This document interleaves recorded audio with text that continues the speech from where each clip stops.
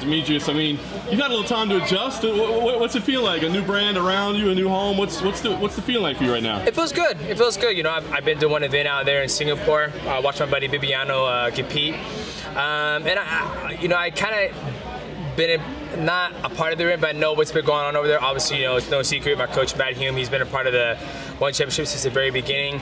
My teammate Bibiano Fernandez has been the champion over there. I think he has the most consecutive title defense for male athletes. So I'm excited, man. I'm looking forward to the future. We do find it funny, I think. I don't think you always enjoyed doing media so much, and now you're doing more media than ever. They're running you around the globe, putting you everywhere. So what does it feel? I mean, is it different now that you're with a new face, or what is it? Yeah, it's just different. You know what I mean? Like I felt in the past when I was doing the media for a different market. You know, you're trying to sell something. You're trying to sell pay-per-view, right? Right now, you know, the biggest thing, you know, Chatri always tells all his athletes is that, you know, just be authentic, right? And that's what I'm being. I'm always happy. I love to compete. I love to go out there and give my best and display my skills in mixed martial arts to the world. And you know, I'm happy that I'm able just to focus on that. You know what I mean? So now I'm like talking to the media. Personally, you know, before your last fight, you said, I want to go around the world and collect belts. And I remember laughing and going, well, that'll never happen. And, yeah. And then here you go. How much at that time did you know this is what's going to happen? I mean, you never know what's going to happen, honestly, right? You know, I was going into that fight thinking I was going to win that fight. And obviously, I have a obligation as a champion to keep on defending the belt, which I've done for, you know, the past 6 years. So obviously, things happen for a reason. I'm happy where I'm at. I'm happy how things went the way it did. But yeah, I'm just ecstatic. Lastly for me, I mean, we always guessed why your star wasn't as, you know, didn't live up to how great you were as a martial artist. A lot of people say that's just size, it's just size.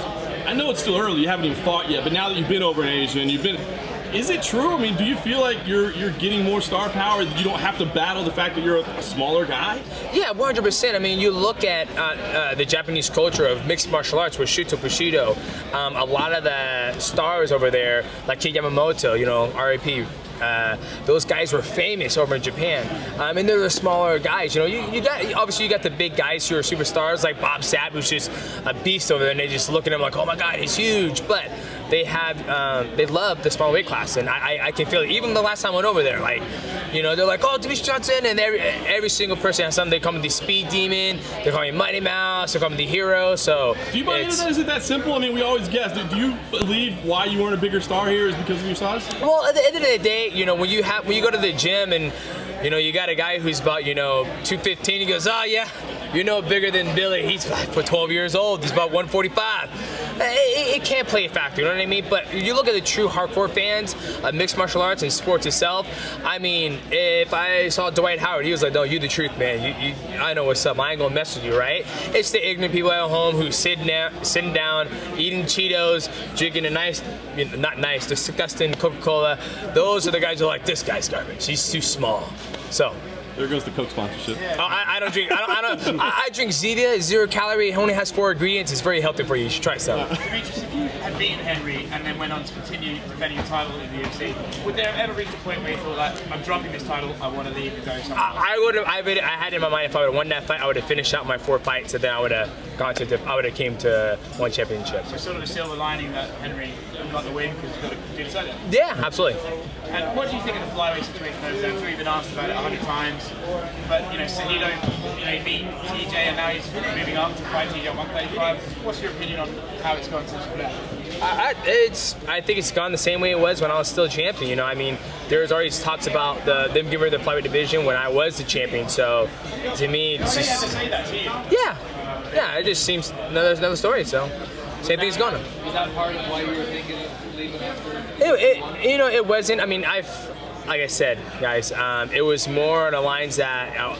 I have 5 more years left. I give myself 5 more years, you know.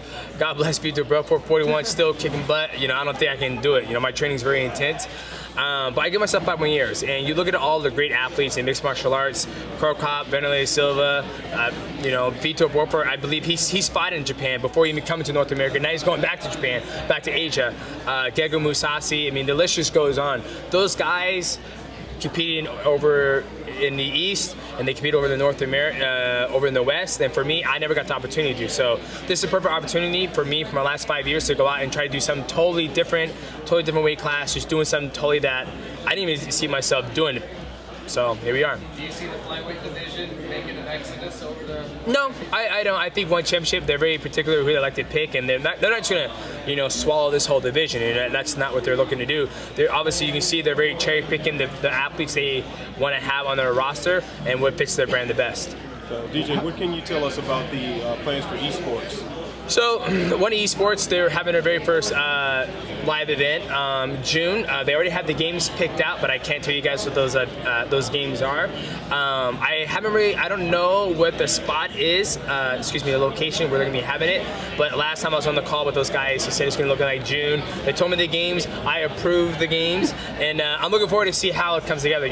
That's one thing that's cool about One Championship is that, there's no off boundaries, right? They've already done a WBC boxing world title fight. They've already done, they just had Stamp Fairtex. She just became a two divisional sport champion with one Super Series and now Muay Thai.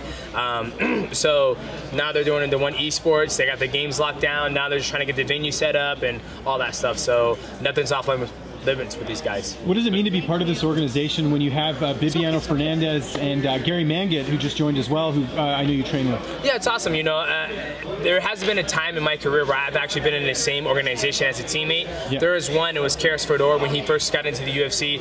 We were both kind of together, so it was almost kind of like I can go root for him. We kind of like, like a little wolf pack from, Seattle, Washington. You see guys like Team Alpha Male, you see guys, Black Zillions, I don't know if that team's around anymore, but American Top Team, those guys have a code. They're always rooting for each other. So now, I've always rooted for Bibiano Fernandez and Gary, but now that they're actually part of the same organization, it's a little more, it's cool. Okay, but you never fight them, obviously, right? No, I never fight them. I wouldn't. I mean, I'll tell Chacho, like, Bibiano is like a mentor to me. My jiu-jitsu has gone leaps and bounds since me and him training together since 2011, 2012. I mean, obviously, if they came to the table with a ridiculous offer, I see Bibiano, I'll be like, it's okay, buddy. We'll think about our family. We'll be good, my friend. And no hard feelings, But I don't see our paths ever crossing. Do you want to see any more of the UFC flyweights come over to One, or you just happy with who's there? I'm just happy with wherever Chatri and the matchmakers or whoever scouts the talent, because that's a problem, right? Everybody's trying to think that North America, there's so many different organizations out there, and Rich Franklin's doing an amazing job with the One Warrior Series, going out there finding talent. So this isn't all the best flyweights in the world. You got Yuya Wakamatsu, you got Karat Akhmatov, you got Danny Kingdad. Those guys have never stepped foot on North American soil and competed. So I think us hoping, or you guys feel like you're trying to shove that down my throat, like we need to grab all of them. Yeah. I'm not worried about that. Right.